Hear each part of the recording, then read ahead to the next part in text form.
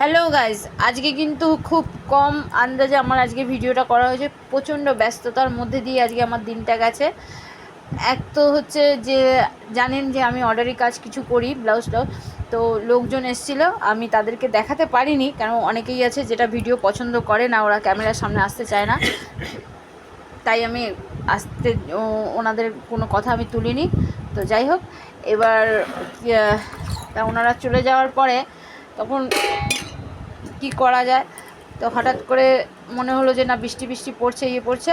তো আমাদের বাড়িতে তো খিচুড়িটা সবাই মোটামুটি ভালোবাসে, কিন্তু খিচুড়ির সাথে যদি আবার এই রোদ রোদ গরম বৃষ্টি এরকম মিলিয়ে হয়, তাহলে কিন্তু তখন কিন্তু খিচুড়িটা ভালো লাগে না। তো যাই হোক, আজকে একটু খিচুড়ি করেছি। তো খিচুড়ির সঙ্গে কী করেছি সেটাও বলি। খিচুড়িটা এই যে এখানে এই যে আমের চাটনি, তারপরে হচ্ছে এটা হচ্ছে একটু আলু দিয়ে পকোড়া মতন করেছি, আর পাঁপড় ভেজেছি। এবার অত তাড়াতাড়ি তো কিছু করা যায় না, মাথায় যা এসছে তাই করেছি। তবে মনে হচ্ছে খাবারটা ভালোই হয়েছে, সুস্বাদু খাবার হয়েছে।